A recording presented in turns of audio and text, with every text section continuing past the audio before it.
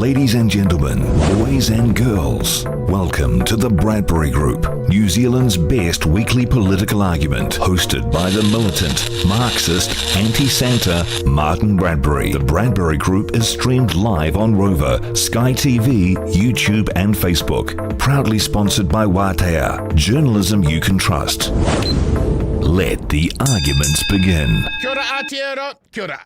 Kia ora Aotea, though. The true demarcation of late-stage capitalism, Liberal Progressive Democracy is the 1% richest plus their 9% enablers versus the 90% rest of us. And once you see politics through that lens, the left can never lose an election again. Welcome to the Bradbury Group Election 26, New Zealand's best weekly political argument. I'm your host, the editor of the daily blog, Martyn Bradbury. Bomber to my comrades, Mr. Bradbury if you're nasty. My pronouns are us and we. Coming up on this evening's show, the political panel all-stars tonight are militant cyclist and listener columnist Simon Wilson, Māori Party President John Tamihere, and Labour Party MP Willie Jackson. Tonight's one-on-one in 10 is the finance spokesperson for the Labour Party, Barbara Edmonds, on the latest inflation numbers and where all the supposed economic growth has gone. Our extra one-on-one tonight is education activist Brie Elliot on what is really behind the government's education agenda and anti-Māori curriculum vibe.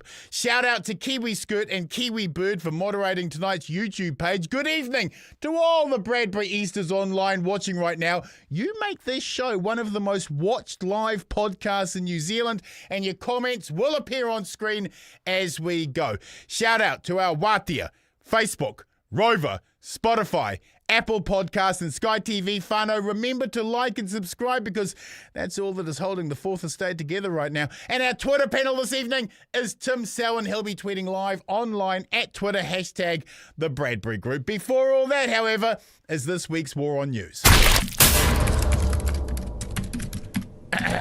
Brothers and sisters, New Zealand First held their conference over the weekend, and it was a cross between a monsters ball, a cavalcade of political circus freaks, and a remake of Weekend at Bernie's. So many dead and washed up political corpses of Christmas past turned up, it felt more like a cemetery than a meeting of the living. With 300 empty seats and a showgirls cabaret act, it felt like the wake of an Elvis impersonator that no one liked. Shane Jones talked in the third person about how great Shane Jones was. Winston growled about old man stuff. And people you wouldn't trust with your milk money explained why every political ghoul ever cast into purgatory were all signing up to be New Zealand First candidates. It was less a political rally and more the opening sequences to The Handmaid's Tale prequel. The big announcement was a $1 billion corporate welfare payment to the gas and oil industry to find more gas and oil in 10 years' time, which is about when the Arctic Ocean is predicted to be ice-free. Why give New Zealand First's big polluter donors more money to create more pollution? This isn't social policy, it's environmental masochism masquerading as economic nationalism. How much must y'all hate the trans, the Maoris, the treaty, the vaccines and Jacinda to think this is a solution? It's like your house is burning and New Zealand First are offering to dig up your backyard to find more things to throw on the fire. Talking of masochism, Winston Peters claimed last week that, and I quote, snivelling wokesters would be complaining about him naming the two inter-islander replacement ferries Cook and Coupe. What? No one gives a shit what he calls them. Name them Winnie and Pooh for all we care. Our anger is not the names of these non-existent ferries. Our anger is that this government tore up the original IREX ferry deal that was cheaper, rail-enabled, and would have been here by now. What we get instead are smaller ferries, more expensive ferries, ferries that are not rail-enabled, and won't turn up for 3 more years, pretending we are angry about what dumb names he gives these ships is Trumpian-level distraction. How lost are we as a country if we allow Winston to manufacture a woke culture war to eclipse his government's economic vandalism? It's like your house is on fire and New Zealand First are mocking you over the names of the fire engines they haven't built yet. And finally, on Duncan Gardner's editor-in-chief last week, Shane Jones flirted with compulsory military conscription as a response to all the neffs on the couches. Māori unemployment is 11%. Māori youth unemployment is 19%. 51% of Māori households live with food insecurity. These numbers have occurred because of the government's economic agenda. Shane using those stats to begin a flirtation with compulsory military conscription is farcical. How about you create more jobs before you start new wars? It's like this government's response to homelessness. The government create the homeless, and then their solution is to arrest those homeless. This government created the youth unemployment, and then their solution is to put all those unemployed youth into compulsory military conscription. Why are we allowing this government to manufacture issues and then use crushing state force to solve those issues they manufactured? It's like your house is on fire and New Zealand First are blaming you for the fire while they are looking you in the eye as they throw more things on the fire. Friends, don't let friends vote New Zealand First. The political panel all-stars up shortly, whānau. But first, this week's 1-on-1 in 10 with Labour Party finance spokesperson Barbara Edmonds.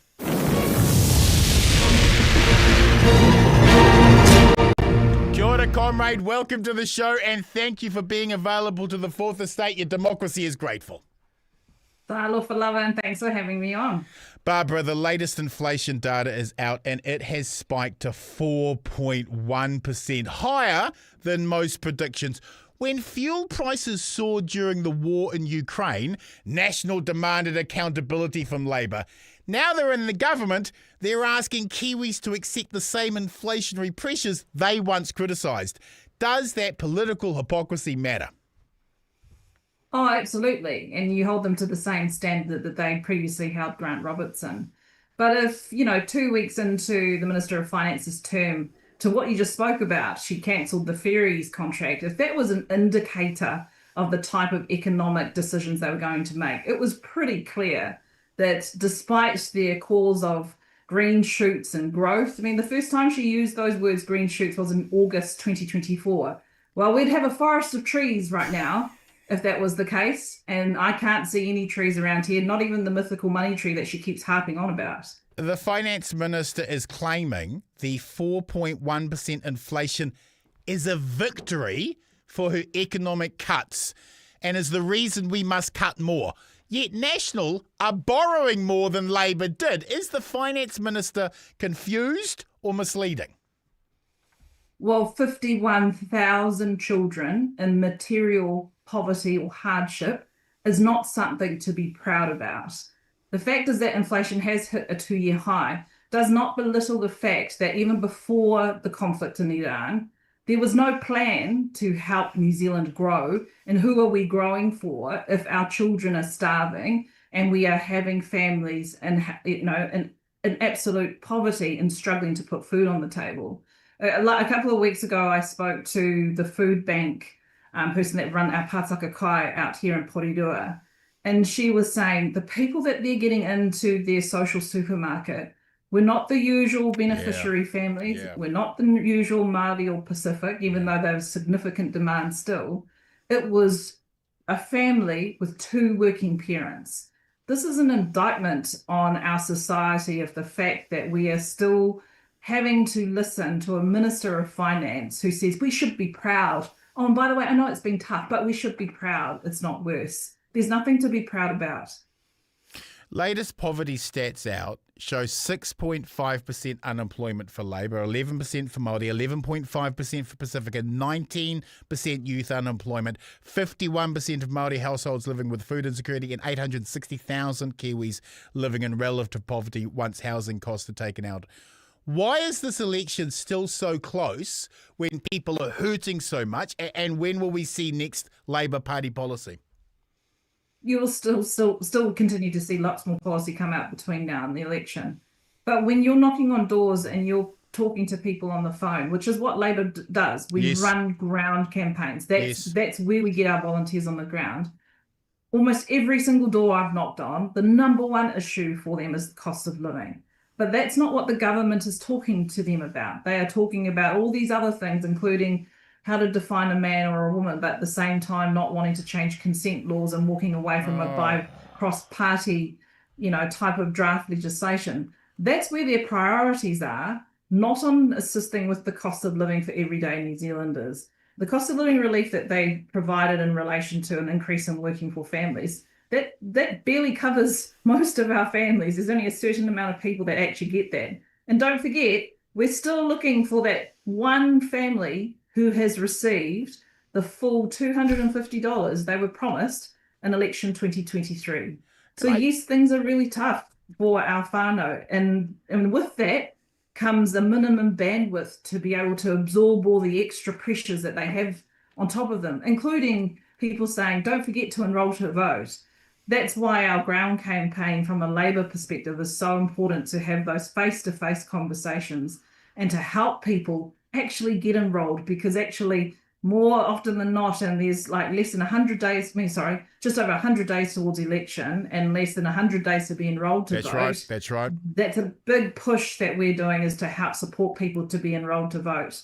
But I don't blame them, because times are really tough for them. And, I remember as a kid scrounging around for food in our house. We were not neglected, but we didn't have much money and the cupboards weren't always full.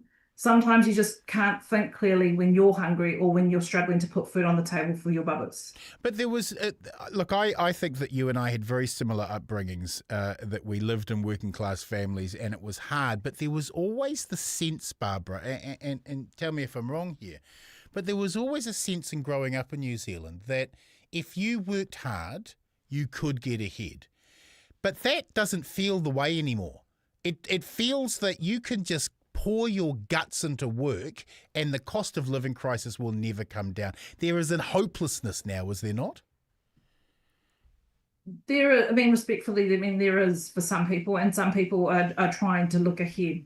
But again, it's really hard when there's you no don't plan. have the There's no plan from the government, right? There's no actual plan about how we're going to get ahead, other than selling $5 million mansions to overseas rich people. Well, that's what they were hoping, right? They were really biting on interest rates coming down and therefore people feeling richer, so they've got more discretionary income to spend on things. But actually, that's not been the case the last two and a half years. And actually now the Reserve Bank's going to have to look at these figures and think, we were predicting 3.9% inflation around this time, not 4.1%. Yes. And, there's now a sort of a growing sentiment amongst some economists that, the OCR will have to go up. I mean, they've already indicated in the last OCR summary that, things might have to go up. But actually, I don't want to be the bearer of bad news, because they're going to make their own decisions for themselves as the Reserve Bank. But ultimately, behind all these numbers are people. Yeah. And if people are saying to you, we are working our butts off, we are working 2 jobs, we still can't make ends meet, government has a role to play. And that's where transfers and helping, for example, not just leaving the minimum wage at where they've decided to leave it, which is less than inflation. None of that helps people with their wages and salary. And that's a big part of this. It's not just around inflation, it's just the fact that their wage growth has been almost stagnant. Let's talk about the market is predicting 2 more OCR rate rises before the end of the year. And the OECD recently put out our wage growth as one of the lowest in the OECD. What can a Labour-led government do to help people immediately and in the long term if you have the privilege of being elected in November? So you would have heard from us very, in the last couple of months, very practical measures to help with the cost of living. Yes. So, for example, the $20 public transport fare cap. I met a student last week that would save her $40 a week because it cost her $12 to get into uni every day. And for commuters, cervical screening, maternity scans. Yes, let's be clear also for commuters, that bus fare for people who are weekly commuting in and out of Auckland, who are currently spending $50 a week, that's $120 a month in those commuters' pockets. That is real money that they can spend on real bills. Yeah, real money in your pocket. Yeah. But therefore you've got a bit more money to spend on other things. It's not that difficult. But the fact is the government promised they were going to make things better, but 2.5 years, we're now at inflation hitting a 2-year high. That's on them, and they need to stop blaming Trump because people are getting sick of the excuses. What do you think of the Green Party bill to automatically enrol every worker into a union? ACT call it communism. I call it I wish. Yes, I haven't actually looked at how that particular bill looks like, and I can understand why they want everybody to be unionised. We'll come out with our own policy, obviously, in due course, as every politician, Labor politician, says that we haven't got yet a policy out on that sort of stuff. But ultimately, there's a reason why we want to encourage union membership, right? Yes. It's around that collective bargaining. It's a silver There's other bullet. ways in which you can support collective bargaining without Yes. having compulsory unionism, and which is some of it which this government has actually removed under their last employment bill. That's right. I just need to get a quick comment from you. The wonderful Damien O'Connor, who we love, who's a stalwart of the Labour Party, has come out and called the gerrymandering around the election when people can enrol, he's called it absolute bullshit and evil. I'm with him on this. I think he's absolutely right to call it bullshit and evil. Those decisions to disenfranchise 400,000 voters by moving when you can enrol, we know from the specials that at least 80% of those votes generally go to the left. This government has tried to set up a situation where they're effectively going to steal the election, aren't they? Well, we know who benefits from those changes to Rich the people. enrollment rules. You know, and Damien has a beautiful way with words that he can get away with that I couldn't. But ultimately, that's why the ground campaign is so important for the Labour Party. It is that face-to-face. You know, I'm carrying the enrolment forms. I'm helping people sign them up. We can even accept them as MP officers. Your MP officers can actually do that. That's apolitical. Awesome. Yeah. So we've always had enrolment forms on our table in our Porirua office. But ultimately, New Zealanders, we have to give them a reason to vote. Because even if we enroll them, you know, one of the things that young people in particular, particularly like even some of my young cousins who are Pacific, will say to me is, well, what's the point?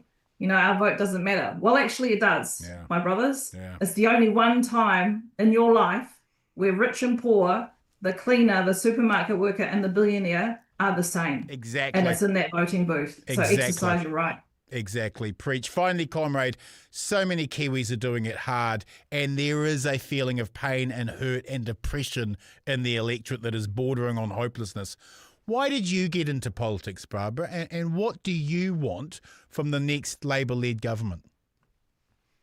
I understood, my husband and I, that our children had two parents, a roof over their heads. They could put food on our children's table when they needed it. I saw around in the community that they were growing up in, that there were children that didn't have those same things, which to me is now, it's a privilege based on the fact that the way our society has become. I wanted to make sure that those opportunities were available for other children in my community. That's why I'm proud to be the Member of Parliament for Mana and will be the first MP for Keneperu with these boundary changes. Labour wants to deal with making New Zealand more affordable. We want our kids to be able to have a future here. And in order to do that, you've got to make sure they have those foundations. You've got to make sure they have jobs that they can access. You've got to make sure they can access healthcare when they need it. They've got to have a roof over their heads. Those are the simple, basic foundations of a life. And that's what we're fighting for. We want a future made here in New Zealand so all our tamariki can thrive, not just those who are well off. Thank you, Barbara, for your insight and oversight. We'll talk to you again before the election. Thank you, comrade. Ka kite. The political panel all-stars up shortly, whānau, but now this week's extra 1-on-1 in 10 with education activist Brie Elliot on what is really behind the government's education agenda.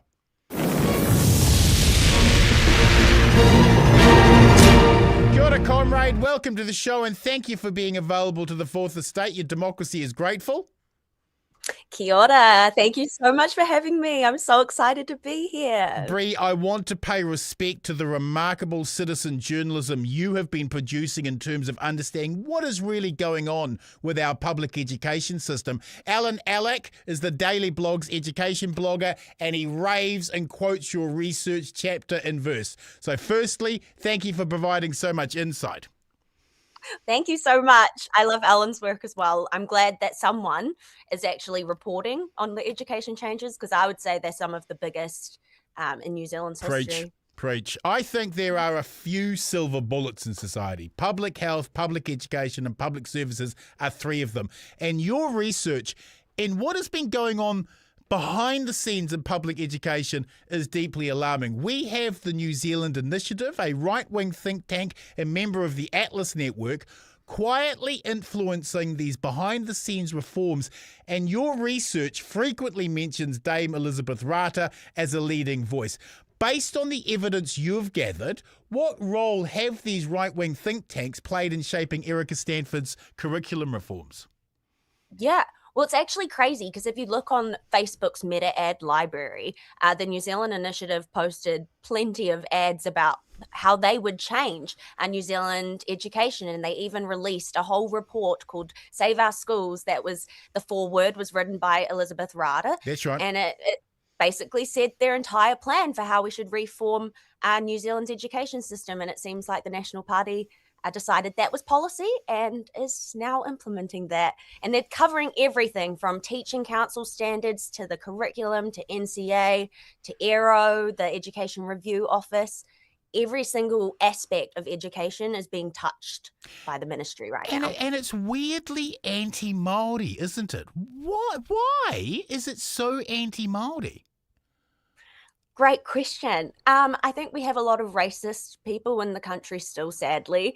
A lot of the feedback that was given, especially to the Waitangi Tribunal around the curriculum changes, was that Māori educators were sidelined from that experience, and they weren't allowed to give information that they thought would be insightful for the redraft. And the ministry actually advised against that. They said we need Māori input, but they did it anyway because they don't listen to experts for some reason. There is look, I've followed up on the amazing research that you've done, and I have spent quite a bit of time trying to understand the Atlas Network's role in all of this. And if you look at the way they play in Canada, if you look at the way they play in Australia, there is this real focus on attacking Indigenous education and taking that Indigenous voice out. And the rationale seems to be, in the meta of what Atlas are trying to do, is that Indigenous education, Māori, Aboriginal, Inuit, that Indigenous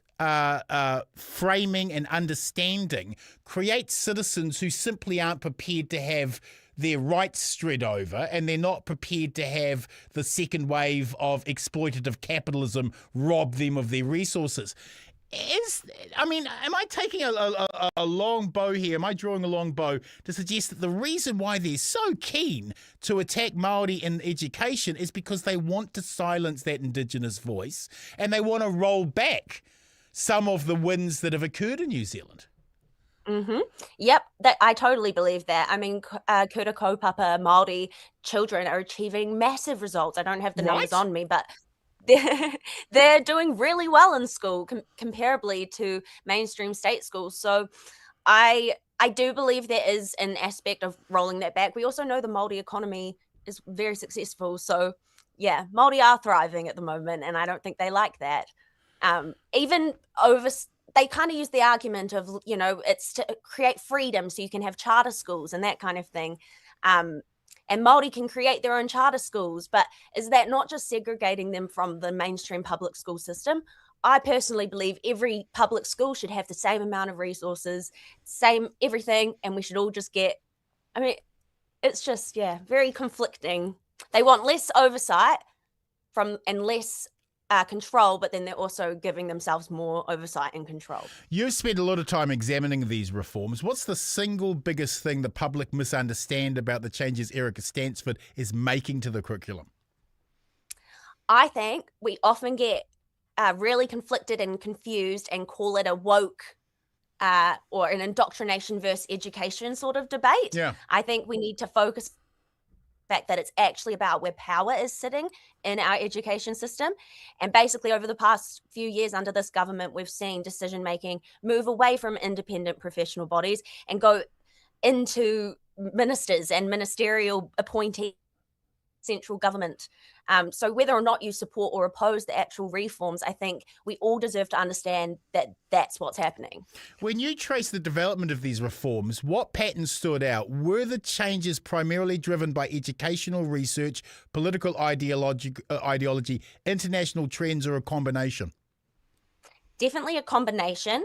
I would say that evidence is cherry-picked to match the ideology. Wow. As opposed to just being the evidence. Right. But of course, I'm not a teacher and Sure. I'm not a qualified teacher. And so it's hard for me to judge if the curriculum is good or not. And it's not for me to judge. It's for the experts. And that's why I get so frustrated when the experts are the ones saying that they're not being listened to. 650 principals said that the curriculum was being rushed. They didn't have enough support and it was unrealistic. Wow. So those are the people that the government should be listening That's to. the front line, right? You can't get any more front line than the principals. One of the criticisms made by some commentators is that significant curriculum changes have been developed through advisory groups and appointments that have received relatively little public attention. Based on your research, how transparent has the reform process been, and do you think New Zealanders have had enough opportunity to scrutinise them? I think a lot of people in New Zealand don't understand procurement, and I love procurement processes. It's like the most nerdy thing I can ever say. But it's super interesting, like whether or not something is considered open tender, so anyone can apply, or closed tender, so only certain people can apply. And this government and Erica Stanford have used a lot of closed tender processes, Yes. which means that New Zealand companies have been left out. Yes. And that means our children aren't receiving maths resources made by Kiwis for Kiwis. It sucks. Finally, comrade, if these reforms are implemented in full over the next decade, what do you think will be the most significant long-term impact on New Zealand students, teachers and public education? My concern is mainly the changes with the Teaching Council removing that elected teacher voice. I think it's super important for a profession to have a say over its own profession. It doesn't make sense for those people to all be ministerial appointees. You wouldn't expect doctors, you wouldn't expect ministers to make the decisions and the standards for doctors, for example. Yeah. So I think it's the same. Teaching is a profession, and I think sadly with these changes that Erica is pushing through, teaching is going to be less respected as a profession, and it shouldn't be. It should be one of our most respected professions. Amen. Amen. Thank you, Brie, for sharing your insight and oversight this evening. Where can people follow you? I am Brie Elliot on everything. 2 L's, 2 T's. All power to your arm, Brie. Thank you so much. Good luck in your battles. Awesome. Thanks for having me. Thank you, comrade. Okay, now to our political panel all-stars. Our first panellist is a working-class hero and bane of the right. Voted most likely to never shut up at school. He's the mouth of the South, the chief with the beef, Mr. Please, Please, Please, Labour Party Māori Caucus co-leader, Willie Jackson. Kia ora, comrade. Okay, Robert, he's getting a bit excited up there. Didn't recognise himself. I know. One word to describe the week, please, sir. Oh, shocking. There's mongrels in New Zealand first. Poor Henry. Couldn't get any worse. Our next panellist is one of Auckland's greatest sons, militant cyclist, high-ranking left-wing Jedi and union delegate for Gryffindor. Listener columnist Simon Wilson. Kia ora, comrade. Kia ora. One word to describe the week, please, sir. Viva España! And I'm not just talking about the football. They played better football. They played in the better spirit of football. But that is a team, Spain, that is a country that is a hero of the global South. And I just want to quote to you from what Donald Trump said about Spain. Please do. A little bit before the final. Yes. Spain is a wasted cause.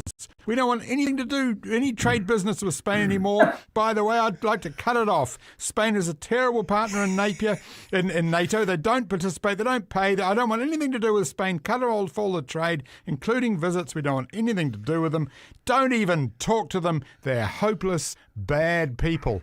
And you know what that's about? That is about Palestine. Yes. Spain Yes. has been a leader in Hasn't the it? world Hasn't in it? championing the cause of Yes. Palestine against Israel Yes. and in support of Gaza. Yes. And that is what all of that is Isn't about. it? Isn't and it? that is why it is so magnificent. Spain won the World Cup and they beat Argentina, run by a guy called Milei, who is a supporter of Trump. So the politics of it, apart from the sport, the politics Gorgeous, of it isn't were it? magnificent. Gorgeous. And the next World Cup is Spain, Portugal, Morocco.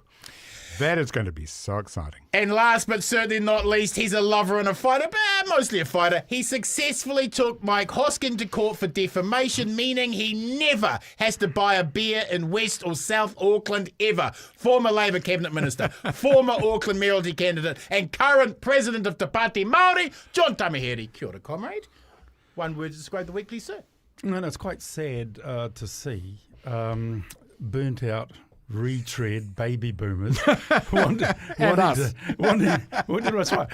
get back into Parliament, for goodness sakes. What are you talking about? Whether it's Paul Henry, whether it's Nash, whether it's Michael Laws, the list of retreads is just enormous, and I just don't see any light at the end of that tunnel. It was like a redneck Ouija board. I don't see them as a lightning rod that is going to drag in tens of thousands of votes. They won't last forever.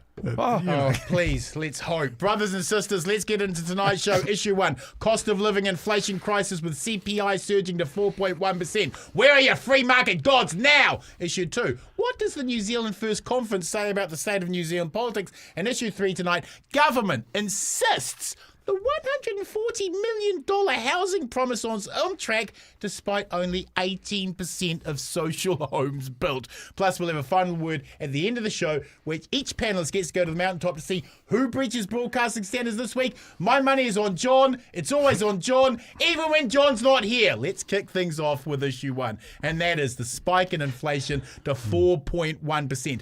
Once again, most of the economists got it wrong, with the majority predicting 4% and the Reserve Bank governor herself predicting inflation would peak at 3.9%. Simon, this is another case of every commentator and economist being a cheerleader for capitalism and all favouring the most optimistic outcome, because there's never been a better time to buy a house, if they have all been wrong about the length and the depth of this economic malaise. How do the right win the economic argument this election? It isn't this one of the deep and great ongoing puzzles of the democracy we have, that the right is supposed to be better at understanding the economy and better at managing the economy when the evidence piles up and piles up and piles up. That isn't the case. 4.1% probably has to be said is not enormously different from 3.9 or 4, but 4.1% is a ghastly figure. It is caused by Donald Trump and his ridiculous war on Iran. Right. But that's just the given that we live in the world now. Governments have to manage what they're given, and this government has not been able at all to get in front of those challenges and do anything about it. The ASB economist 2 weeks ago said, the war's been fine, the inflation wasn't a problem. Ooh, the green shoots of recovery were all back. We've seen this week, it's almost open war now in Iran. And the Houthis have just announced in the last couple of hours they're closing the second strait. That's 15% of the world's oil. At some point, this isn't getting better, is it? Last time I was on this podcast, Bomber, I said, what is it about economists and economic analysts that they cannot understand the world we now live in? It is clear that Iran has recognised it has the ability to confound and destroy the basics of secure and reliable world trade at any time they want, and there is almost nothing America can do about it. Right. And that is the profound and deeply disturbing outcome of Trump's adventure into Iran. He has shown them that they didn't need a nuclear bomb after all, did they? The upper hand. Did Exactly. they? Yeah. So we now live in this world which is precarious, which is going to have sudden shocks all the time, and we should stop saying they're sudden because they're really predictable. Ongoing. That's right. And that's how we have to survive from now on. And how we're going to do that is extremely difficult, but it's got to mean a profound rethink in what governments say in this country about what is necessary in terms of debt management, Right. in terms of where we spend our money. All of those things have to now go back on the table, and we have to say we need to build a new economy now to cope with this deeply uncertain world. Willie, according to the latest poverty stats, 51% of Māori households are experiencing food insecurity. 4.1% inflation is kicking those people in the guts again, especially when wage growth is so suppressed. The government keeps telling us to wait for the growth, but where is it? Well, there's no growth. You're talking about, that's what these guys talk about, growth. But their priorities, what are their priorities? That's what you got to ask yourself. Yeah, Barbara on earlier, I'm sure she talked about what our priorities are. Investing in whānau, Not really. simple policies in terms of the cost of living, right? Like the transport, the capping on in terms of bus fares and whatnot in Auckland. Yes. You're talking about $120 a week Right, saving. a month. Yep. Talking about cervical support for our women. We're talking about 3 doctor's visits a week. Just practical policies in terms of cost of living. Is that so hard, or is it all our fault again? You know, we got hammered in terms of inflation during the COVID period, right? They just came at us time and time again during that COVID period in terms of inflation. But this time around, it's all because of Trump. It's got nothing to do with this lot. Mate, you got 250 people leaving every day for Australia. There's no investment, infrastructure, no investment. So many projects have fallen over. JT knows all about this stuff. He's involved in this stuff. The whole building industry's collapsed. Where are the jobs for the young people? Mate, we got Māori youth unemployment at around, I think it's around 20%, Bomber. Māori youth unemployment. Māori unemployment at 11, we've got it's at 11%. It's incredible in terms of what this government is not doing. Right. All they can do is blame us and Donald Trump. You know, we're in a cost of living crisis. Simple policies, pragmatic and practical policies. I'm pleased with what we've been coming up with, but I'm disgusted with this lot because it's all Trump's fault. Everything's Trump's fault. Nothing's this dirty, rotten government's fault. Let's follow up on that. This surge in inflation has been driven by Trump's illegal war in Iran. So, shouldn't the Prime Minister finally get around to criticising America and Israel for that war that is now directly impacting Kiwis? He didn't have a position on whether or not bombing a school was a war crime or not. Surely, now that the inflation has hit us, he has an obligation and responsibility to stand up to Trump and say, "Oi, you, no." Well, he's standing up to Winston now, finally, isn't he? Today he said Jones and Winston were they were talking about Farage. He said it was Farage and Pauline Hanson, and so he's talking about those, making that analogy with those types of politicians. He even chucked Trump into it too, didn't he? Yeah. That Jones was sounding like Trump. So that may well be the next step, that there finally is a concession with regards to this disgusting war. But Labor has been very clear. Labor has been very clear on its moral position on this, that war is a terrible blunder. I mean, Damien. I think I heard Damien's name earlier. I mean, he was. We've all been very clear. You know? Yes, it's just disgusting the way they've gone on the states. But you know, Iran. Simon summed it all up. You know, talk about underrating a nation. You know, when this war first blew, I don't know if you recall what Winston said. Be over by lunchtime. Yes, he did. That's right. And Unbelievable. 160 days later, John, when challenged on the impact of the Trump war on New Zealand inflation, the Prime Minister Chris Luxon told the Greens, and I quote, "I understand inflation, rest assured. With inflation now at 4.1%, does the Prime Minister understand inflation? And should the rest of us be assured?" I've given up second guessing Lux and what his advisors are advising him and what he says. At 4.1%, between 40 to 60% of inflation can be deemed to be imported, dependent on what the swings and roundabouts are.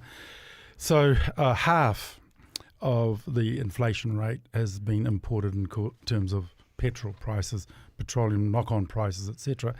The other two telling numbers were in rates going up and insurance going up, and that they have knock-on impacts across. Sure. Then you have food prices, right? And so before the war in Iran, we were in major problems in terms of the way the economy was being managed. Yes, they took far too much loans on to pay their tax cuts. Yes, and they did it in year one. Yeah. In a post-pandemic, let's wait and see what's actually happening globally as well as within our own economy. So they immediately got onto a debt track they can't get out of, and that will increase because they've tanked the economy and receipts will drop, therefore taxes drop, therefore they've got a major problem in the ledger. So don't blame Trump for everything, but there's no doubt that Trump has had an adverse impact on the globe, and very few nations want to call him out. Yeah. And that just goes to show you, how gutless a number of leaders are around the world. Spain called him out, as you were saying earlier. So I just wanted to say on that. On the construction side, yes, they tanked that straight away. So they put the handbrakes. See, construction has an ability to knock on and bleed out in positive economic terms from the Bowser all the way through to apprenticeships, all the way through to import-export of requirements and infrastructure requirements in terms of water infrastructure, new roads, etc., etc. So it's a catalyst part of the economy. And when you handbrake that, as they did so dramatically, that's why we've got the fastest number of liquidations and receiverships in construction companies ever seen on any numbers scales. Yeah. You start to put this together, and it's quite a horror story relevant to the management of the economy. But it has telling impacts on the street. And, I don't want everyone to go away from this program wanting to slash their wrists. But I tell you, it's not good. There has to be changes, don't there? This 100%. can't continue. No. Quick round. With escalating violence between America and Iran, what's the likelihood of the Straits reopening, or do we have to factor in this inflation for the remainder of the year? Simon? The likelihood of the Strait reopening, who knows, but whether it will stay open is remote. Surely. I mean, we ought to be strategically planning as if we cannot get the oil and gas and other services through the Strait of Hormuz. We should be basing our economy on that not being any more a reliable source of fuel. True. Willie, are we in denial over how bad the Straits are going to get? Absolutely. And they're not reopening. There's no way. They. Although Trump keeps saying, it's all business as usual, how wrong can he be, and how much longer can he be wrong? The danger, of course, is you just don't know with this guy. I mean, how far would he go? He's unhinged. You just don't know. You do worry, he might do, how might far just will go he press go? the wrong button. That's the danger with this bloke. Well, this is just another catalyst issue for us to rapidly shift to renewables. Right. If you're a climate denier, that it's not the climate, this would surely be the trigger moment to make you a believer in renewables. And then New Zealand First goes and announces $1 billion to drill, baby, drill. And here's the thing: they can spend that money to drill, baby, drill, but what's that doesn't hit anything, and the money goes down to gurgler. Oh, it's just unbelievable. Which is the odds-on chance. Which is the odds-on chance, you yes, see. But if you put that $1 billion plus into renewables, we've got a tipping point. Oh goodness, we made a better world, and what are we going to do with it? That's why, Willie. Hey, pōti te Pāti Māori. Comrades, that's already the First strike. Comrades, we need to move on to issue 2 tonight, and that is the New Zealand First Conference. Kind of got there. Where every ghoul who has been cast out of the political spectrum have managed to reassemble into the world's dumbest Rubik's Cube. Willie, there were 300 empty seats, and all New Zealand First had were culture war talking points. Has New Zealand First peaked, or are they only going to get higher? Well, I don't know. They had the cheerleaders there too, didn't they? They had the cheer girls there, and bloody disgrace. No, they were from Showgirls.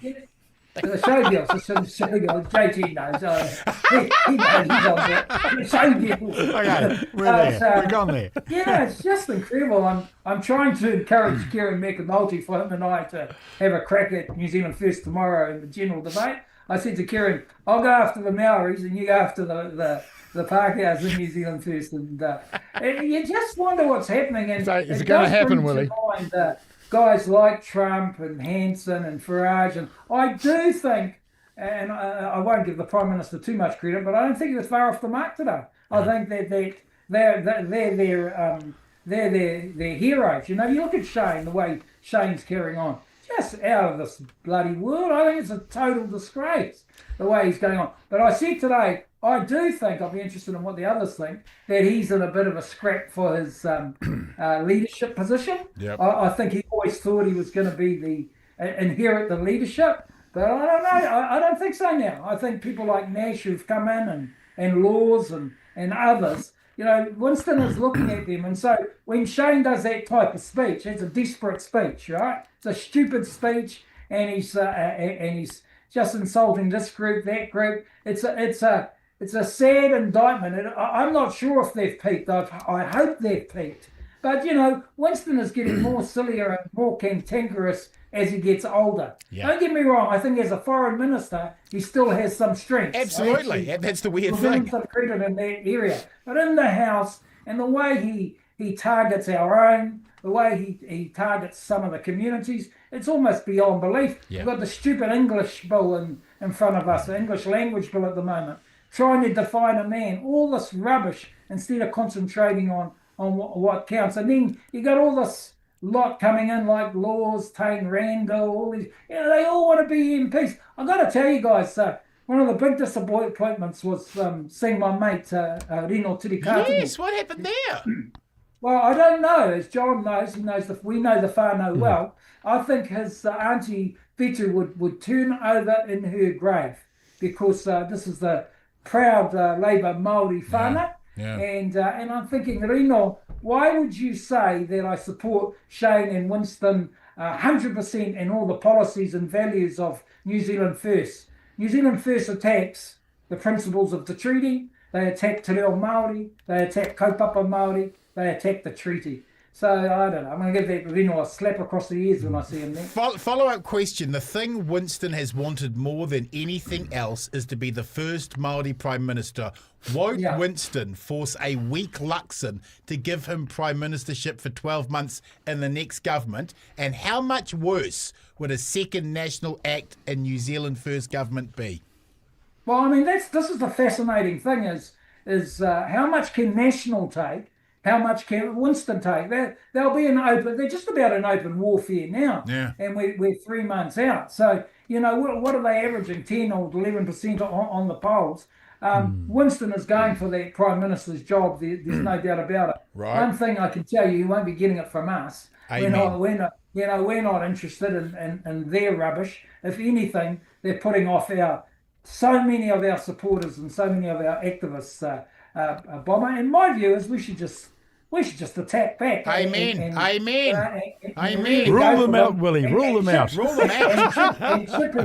And Chippy, what did Chippy call them? Labour seconds, rather than New Zealand First. Labour seconds. You know? So I think their behaviour is disgraceful. And hopefully the country's going to wake up. Preach. John, there was a lot of showgirl dances, fireworks, and political candidates who have espoused some pretty anti-treaty sentiment. Michael Laws, for Christ's sake.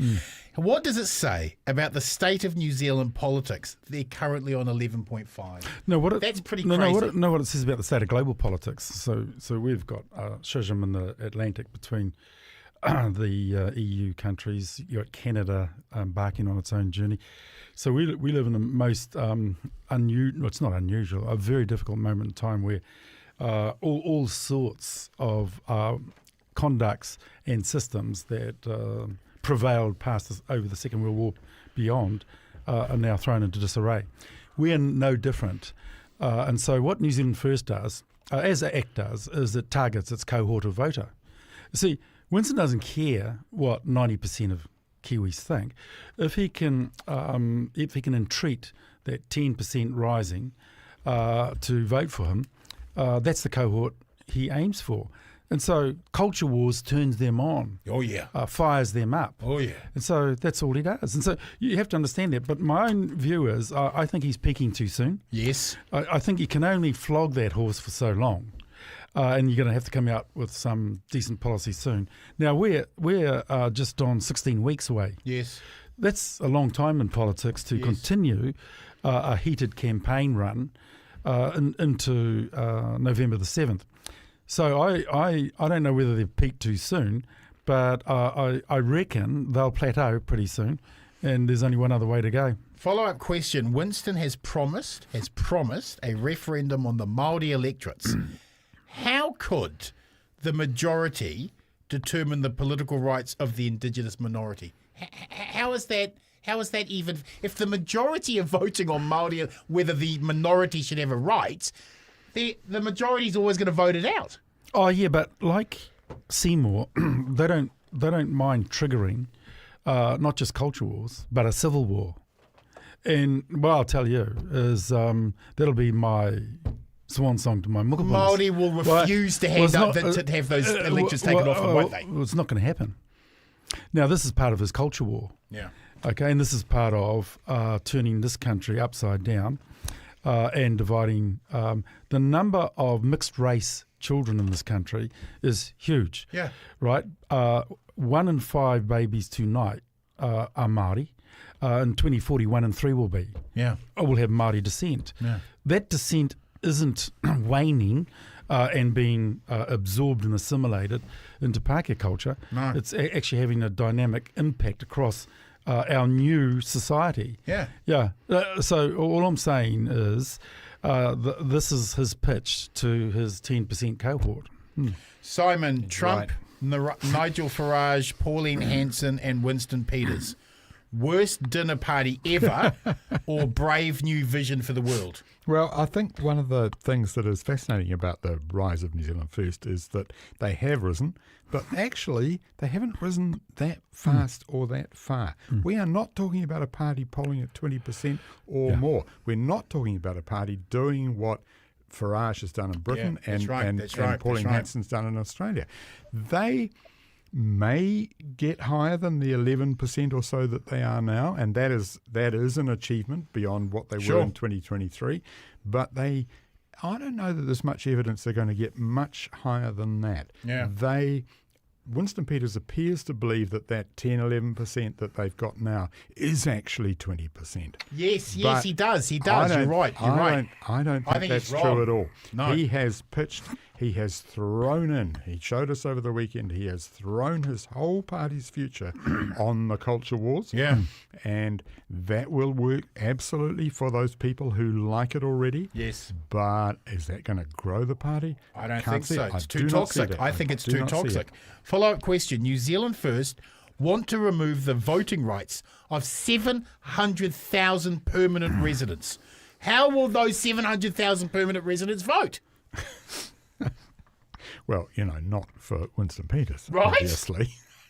But the feral right, if you listen into Sean Plunkett, if you listen into the social media influencers, they are absolutely hell-bent on having those 700,000 permanent residents stripped of their rights. Look, I think that's true, and it is a symptom of what I just said before, that I think Winston Peters and his party believe their support is much larger than actually in reality it is, and they're going to find that's a problem. I just want to say, in terms of the previous conversations about what New Zealand First is doing and its appeal to its voter base, its rump or whatever, this is not something that's peculiar to New Zealand First. All our political parties do it. Of course. Labour does it. course. And I'm sorry, Willie, this might not be what you want to hear, but Labour does it in its extraordinary reluctance to embrace genuine progressive tax reform. And that is because they believe that there are not enough votes in it. And that is actually a very, very destructive and undermining policy for getting this country moving in a progressive and Look, they had a chance direction. under Clark. They had a did. chance under Ardern. They did. They refused They to had the roll best back chance under neoliberal Ardern. economics. That's true. They refused Yeah. to roll it back. Yeah. Well, he's the only So one. we can Willie's the we can only one froth who'll at the roll mouth back. all we like Yep. about Winston Peters and his ridiculous and Shane Jones and their absolutely absurd culture wars, but they are playing to their choir. They are singing to their choir in the way that Labour is also singing to what it believes is its choir. And I think Labour may find that the ground is moving on them as well. That people actually want them to be more decisive. Yes, Labour more has to come progressive out and say what it more- stands for. Absolutely. Willie, what does And Labour that is a stand much for? bigger question now. And for has to us. stand for. Yeah. Give us your answer, Willie. We stand for Māori. We put more resourcing and funding into our people than any other government in the history of this nation. And it's all gone. And it's all gone. Put more resources and funding into our people is not an actual thing. We put more Māori lawyers through, more Māori judges through. We put more kaupapa tikanga Māori things into this country in the 6 years we were in place than anyone could have imagined. Preach. So they tell those two to go and jump in the bloody lake. Yeah. Helen Clark. Meaningful don't you tax talk reform, about Helen Willie. Clark like he wasn't even there. Why don't you do something about Yeah, it, well, JT? no, Willie, Really good climate change no, policies, Willie, you were there with Jim Anderton. You were You were there, with Helen. and but you did nothing. He put billions. He put billions of dollars in Māori. This is the right moment to say Yeah. that in the film festival not coming up fair amongst this year, at the end of this month, beginning of next month, in the film festival, there is a documentary on Jim Anderton.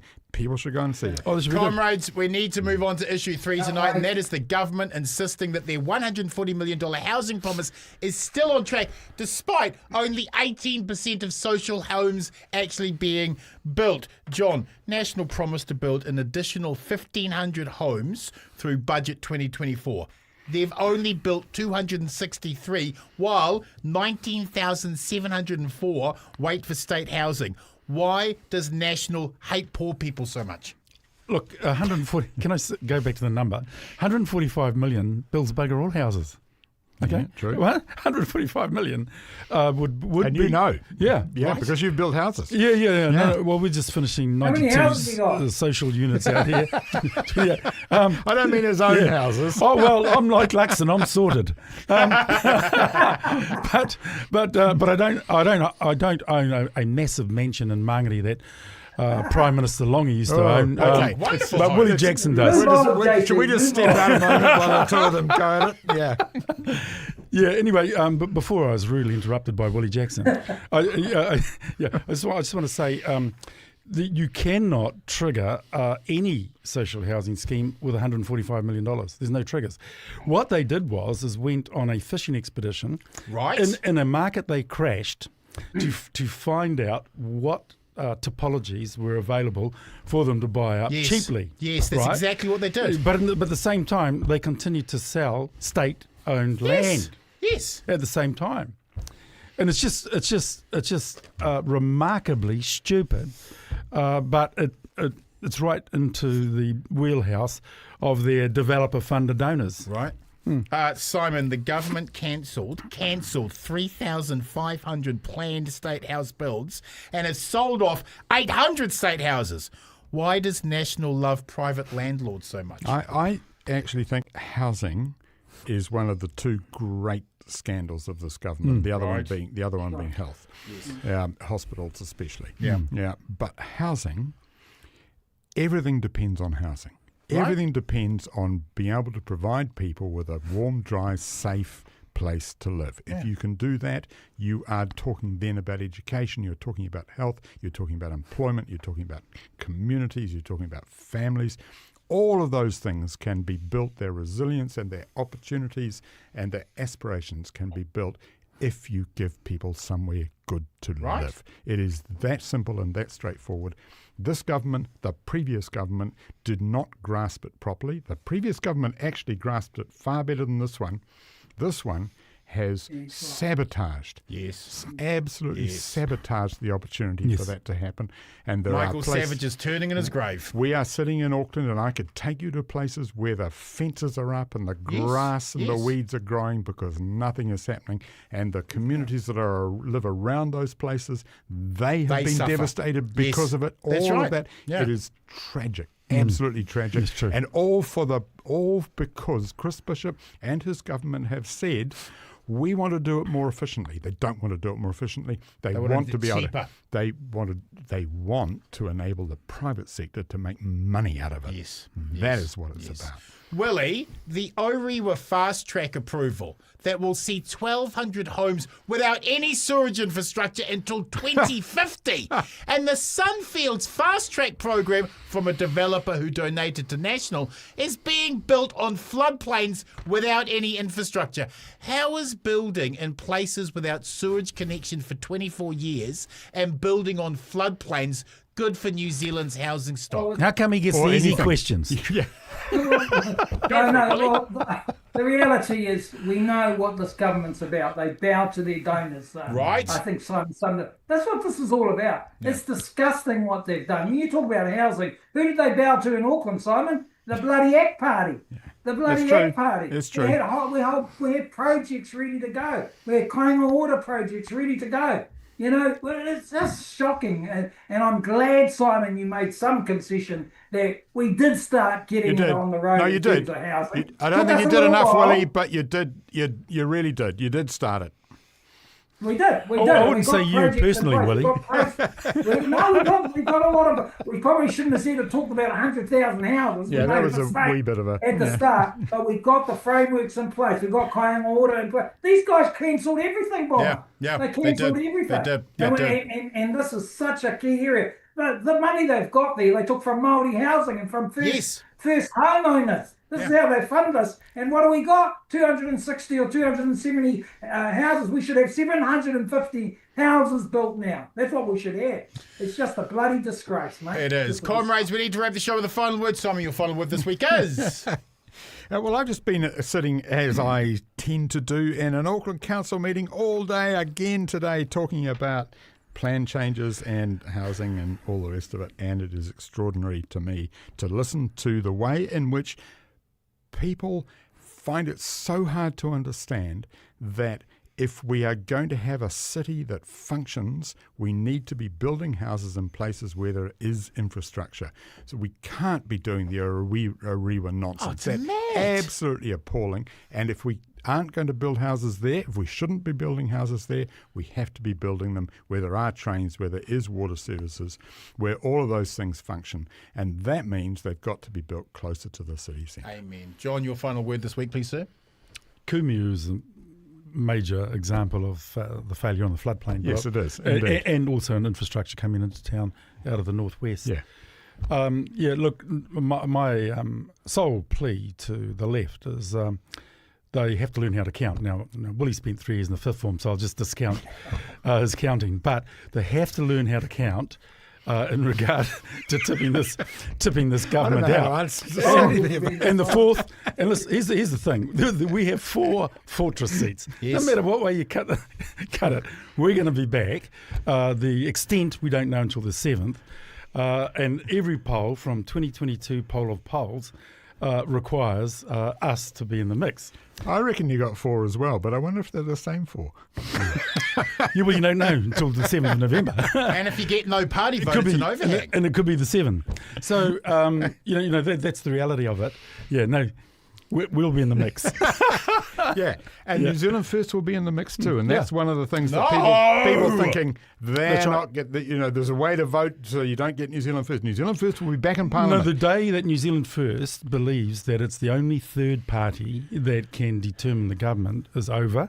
That's true. And it was over in 2023 when we had the option of a 1-seat majority to this regime. Election is going to be so exciting. Willie, your final word this week, please, sir. I thought yesterday under the RMA, this government broke yet another promise to Māori in terms of relationships. Yes. Just disgusting, disgraceful behaviour. Are you going to repeal it and put it all back? You're talking about Te Pāti Māori. Put up a good question in the House today with regards to that. I was pleased to see that. But, here we are 3 months out, breaking special relationships and partnerships with Māori because you just can't get into a contract or relationship with Māori under this RMA. Just disgusting behaviour. And Tama Pōtaka didn't say a word.